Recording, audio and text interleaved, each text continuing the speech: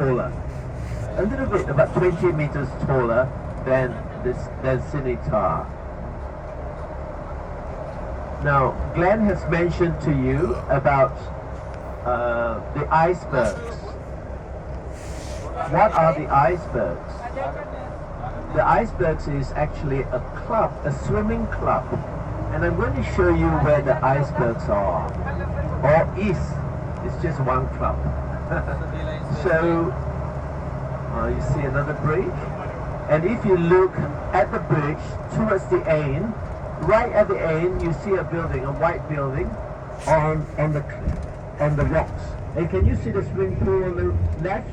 Swimming pool? Yes, that's called the icebergs. It is the world's most famous swimming pool. And it is the world's most photographed swimming pool. And the reason why it is so popular is because to get membership, as Glenn told you earlier, to get membership is the toughest in the world. You have to swim for 3 months in winter for 5 years before you can get membership. And I was told that sometimes they put ice in it during winter to test your stamina. That's why it's called icebergs, to test your stamina. In all the beaches in Australia, you're not allowed to drink. And not allowed to drink, you're not allowed to smoke. But this swimming pool is different. It is the only one in the world that is licensed.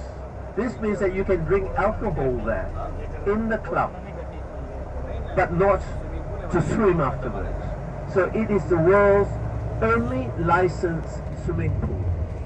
And it's called the icebergs. And Glenn has said that it serves wonderful food. I took my family there, we have fish and chips, and it was really, really nice.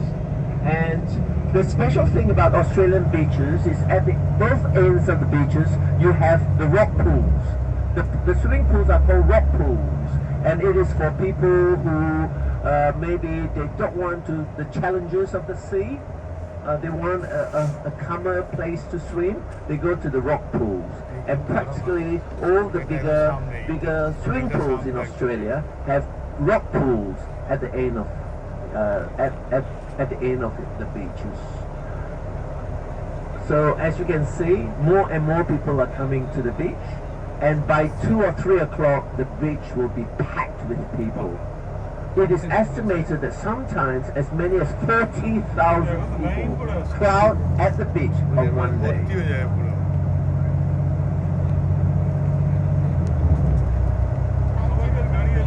Now, Glenn, I'm going to hand it over to you in regard to Sinitar.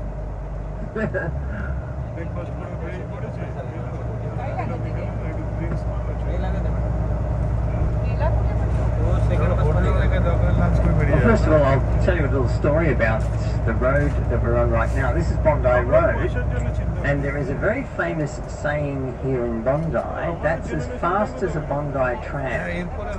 And where that little saying comes from is way back in the early 1960s, even the 1950s, the trams used to come down here to Bondi.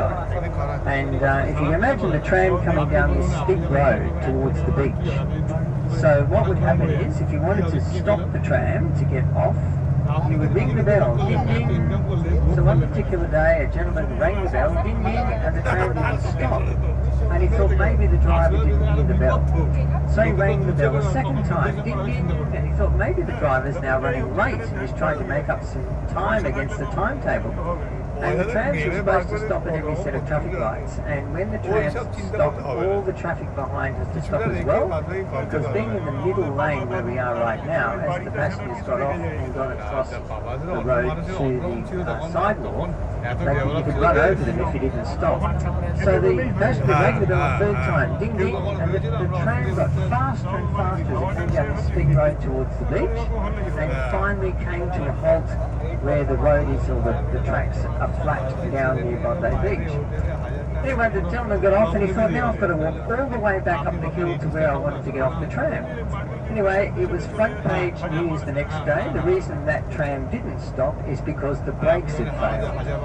And that one incident has come up with, they've come up with that saying, as fast as a Bondi tram, and they still use that saying today, older people. my parents, for example, they'll still use that saying today around here at Bondi. So coming up again, same road we came down before, coming up towards Bondi Junction Shopping Centre. Now, Sydney Tower, I mentioned to you yesterday, the cabling that holds up Sydney Tower will stretch from Sydney to Perth and back. Yes, it's about just on 300 metres, about 1,000 feet tall. But there's incredible rivalry between Australia and New Zealand because they built a tower in Auckland, but they waited until Sydney Tower was finished, and then they put an antenna on the top of the one in Auckland, so it was just that little bit taller than ours. So they can adequately say they have the tallest tower in the southern hemisphere. So we should maybe do the same. We should put a tower on the top of ours, just to show them. Yeah. But there is a competition. You can actually run up and down the stairs in Sydney Tower if you want to get into Guinness Book of Records. And if you're very fit, you can give that a try as well. There is a revolving restaurant up there, and it is an absolutely fabulous view. So you're very much going to enjoy the view up at the top of Sydney Tower today. Golden Tower. So where the tower is located is actually Westfield Shopping Centre in, we also call it Centre Point, but that's a Westfield Shopping Centre. So when you see the red letters on Sydney Tower, it actually says Westfield because that's the same shopping centre as, well, the same company built Westfield in Central, and Centre Point is here at Bondi Junction that I mentioned to you before. Yeah, 85 billion they're worth. So actually, I'll give you a little. So if there's any accountants or investors on board, if you had have bought $1,000 worth of Westfield shares in 1960, I'll let you have a guess. What would they be worth today? So my thesis for my MBA was actually on Westfield, and I did a comparison between Westfield and Land Rover because they're such a successful company. There is a book that you can get which they published for their 40th anniversary, and what I learned was Westfield don't finish anything on time. They finish everything early because the sooner they can get finished, the quicker they can charge their tenants rent, and the quicker they can get a return on investment, and therefore it helps their shareholders with their return on investment. So very, very successful company. The three sons of Frank Lowy, Peter, David and Stephen. Peter is here, David is in the US, and Stephen is located in the United Kingdom. So they look after the three areas. So they don't have any Westfields in the Middle East or Asia, but all throughout Europe, the United Kingdom, the United States, and here in Australia.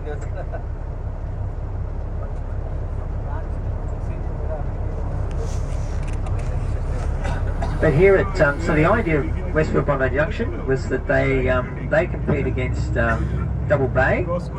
Now Double Bay became such a prestigious suburb here in Sydney that we have a saying, Double Bay, double pay. And they wanted to stop customers going to Double Bay, the Queen Victoria building, or the city. So by having the valet parking, and they've got some of the luxury brands here, Versace and Gucci and so on, so they're really trying to attract a high-end audience. So as we come down this road, what you'll notice that there is a very, this is almost a milestone, because on the left we've got the modern high-density living, but on the right we've got the traditional old-style terrace houses here in the suburb of Bondi Junction with their old chimneys, their old terracotta roofs. So modern high density on the left and traditional on the right.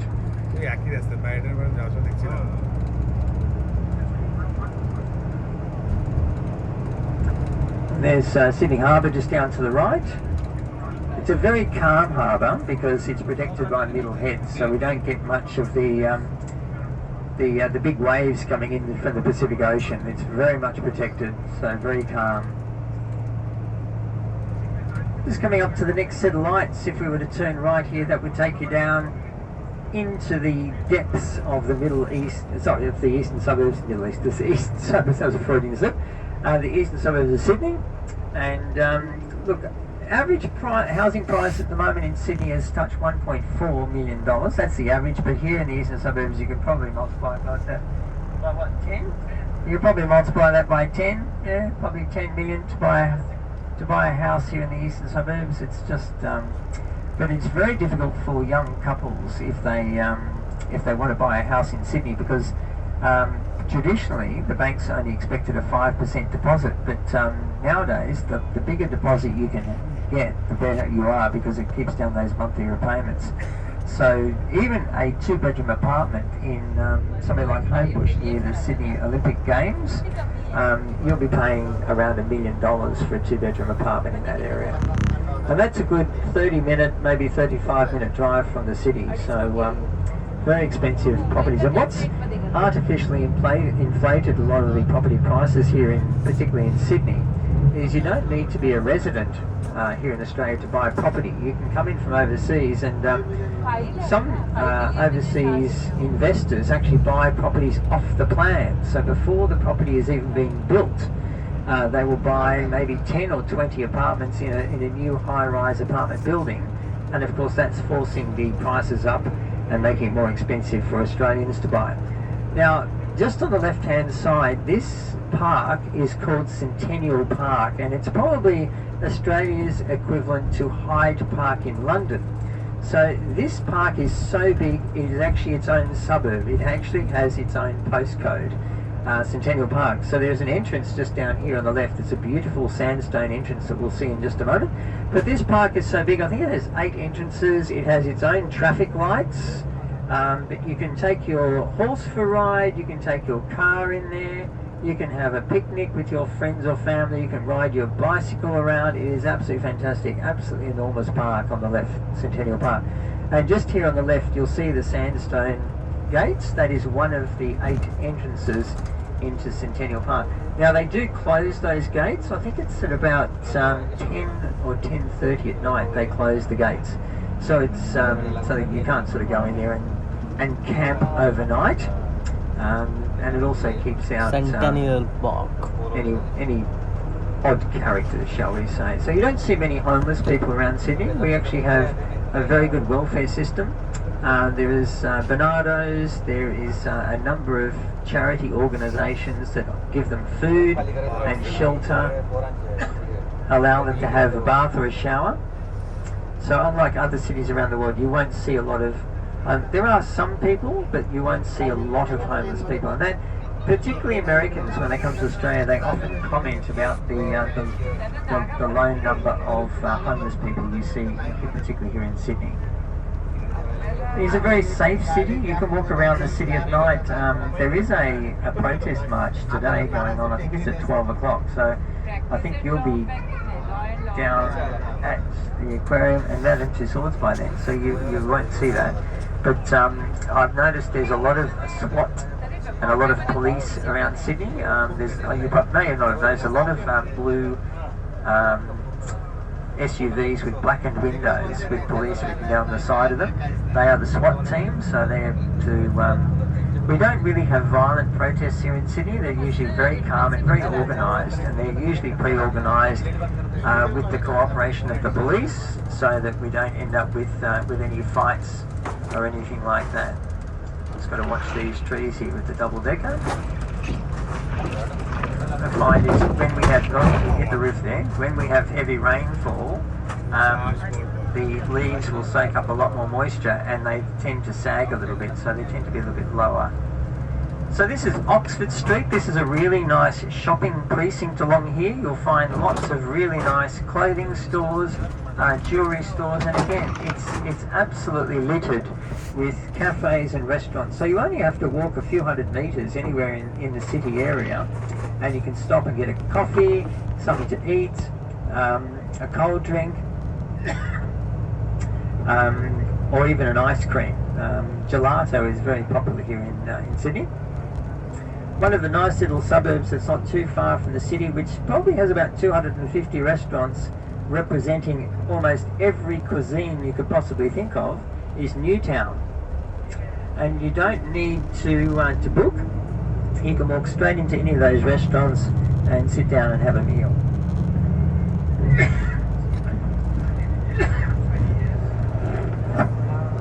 Yeah, Newtown is actually part of the inner west. You can catch a train, you can catch a bus, You could even walk, but it's probably a little bit too far to walk. Coming up now to some really nice buildings. We've got the Town Hall building coming up with the clock tower on our left-hand side. Coming down in, we're just coming into sort of the fringe of the city. So this is the closest suburb you'll find to the city on the eastern side, on the beach side of the city. Oh yes, ridiculously expensive. We're talking telephone numbers in terms of the cost. Now coming up down on the left hand side where you see this beautiful sandstone wall, these are Victoria Barracks. So once again named after Queen Victoria. Still in full operation. The officers' mess is just on the left where they have their meals. But this sandstone wall is all visual. Oh, the beautiful purple tree here.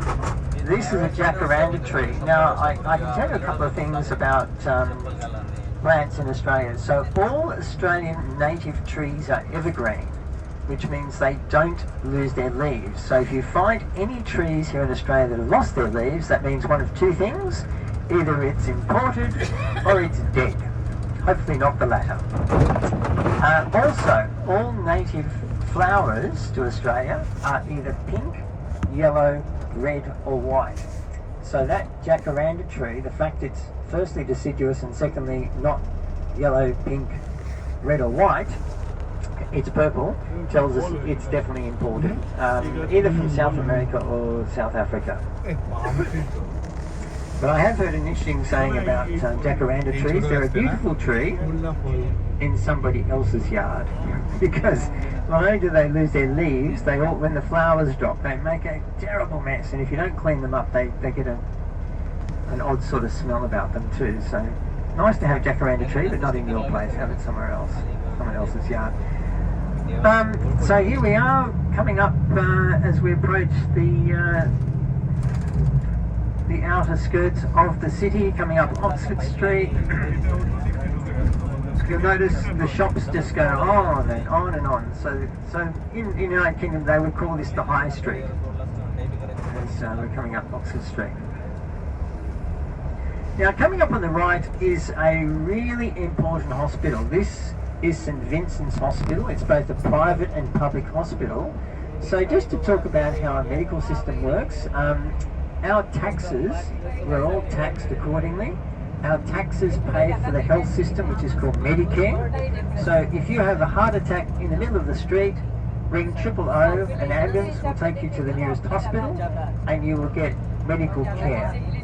Now this hospital on the right, St Vincent's, is the leading hospital in Australia for open heart and lung transplants and also bone marrow transplants, and I can speak personally of that because I had a bone marrow transplant there in 2005 and I'm still here to tell the story. So the doctors there are amazing. I had a very rare blood cancer called multiple myeloma. I had 9 doses of chemotherapy and 6 doses of radiotherapy, and in the end the doctors had to find a donor for me, which they found in the United States, and I had a full bone marrow transplant there in 2005. So I look and see all the police cars I was telling you about. There's 4 of them there.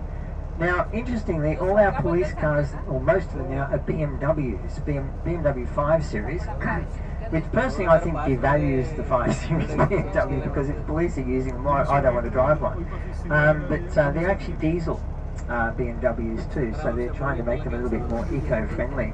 Now, where we are right now, this is Taylor Square. You can see over to the left we've got the rainbow. This is the starting point for the Sydney Gay and Lesbian Mardi Gras every year. And also over to the right, that's our courthouse just there on the right hand side. But the Gay and Lesbian Mardi Gras, I think it's coming up for its 42nd year next year. You'll see all the rainbows here because this is a very predominant area for gay and lesbian people. But Sydney, it's interesting how we embrace people of all degrees. It doesn't matter what religion, what social beliefs you have, what sexual beliefs you have, we welcome them all. And the Gay and Lesbian Mardi Gras actually started off as a protest 42 years ago, but it was then embraced by the local council. So now they actually close the streets off and people come in from all over the world to participate and enjoy the Gay and Lesbian Mardi Gras, which is held at the end of March every year. And some of the participants in that Mardi Gras, they spend a whole year building their floats, making their costumes, and synchronising their music and their dance routines, so that they have an absolutely fantastic spectacle for the world to see. And it's actually televised, so if ever you get the opportunity to see it, you may get the chance to see it on television.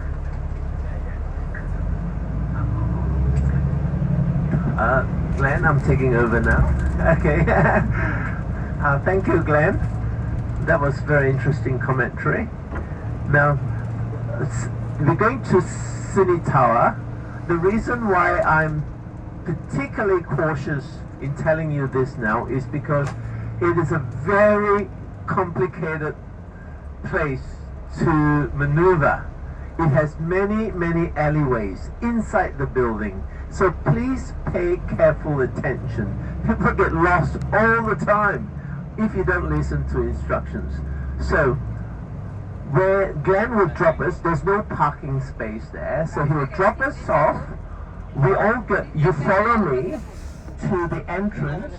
The entrance is Westfield entrance. It is not Sydney Tower. To get to Sydney Tower, you have to go to a shopping mall.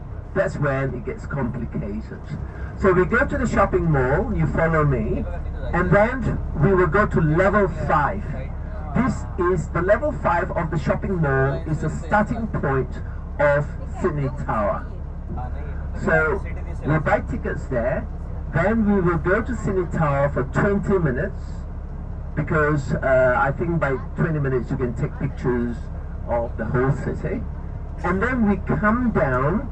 When you come down, I don't want you to go anywhere, because by the time you move to a souvenir shop or somewhere, you'll see 4 or 5 alleyways, and then you start disappearing. So when you come down, 5th level, where the ticketing office is, you stay there and wait for everybody else. So remember, level 5, chant the mantra. If you get lost, you just chant the mantra, level 5, and where it is. It is the ticketing office of Sydney Tower. And don't venture anywhere else, even if you see a souvenir. But if you want to buy souvenirs, you wait for me there, and then you tell us you want to buy souvenirs, and we'll wait for you there. Okay? And we have to... Let me see what the time is. When we arrive there, I tell you what time we have to get down, because we have 2 more places to go before we have lunch at 12:30. So we're very tight for time. Yeah, 20 minutes. I'll repeat before we get down. 3 minutes to go.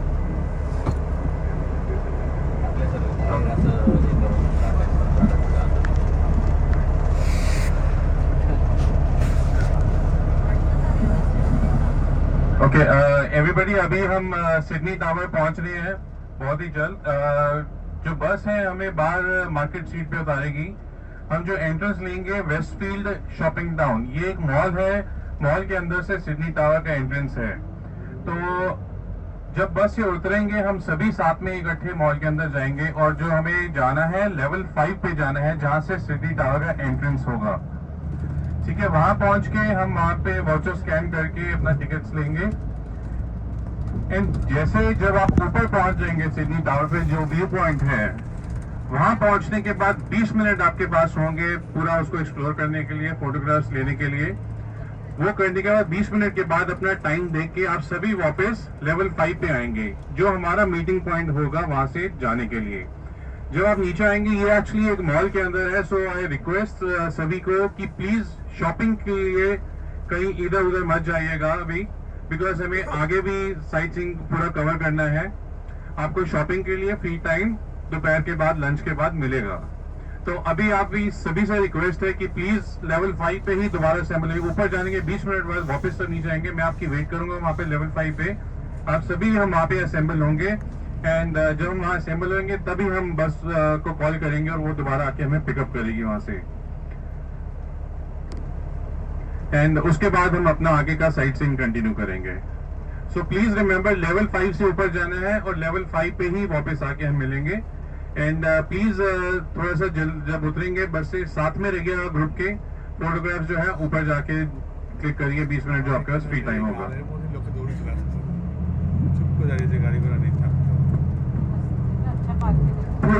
Please travel, walk in a group. Don't venture out on your own. Remember, City Tower is a shopping complex also. It is in the shopping complex. So if you move out of the group, you might get lost because there are a lot of alleyways in the shopping complex. So do stay in a group. Thank you.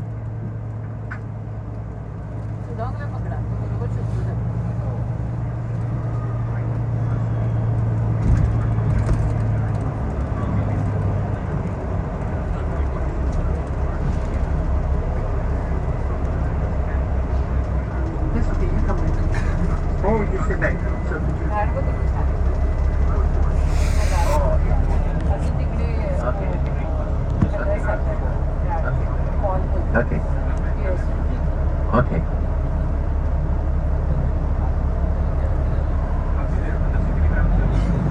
Okay. Yeah.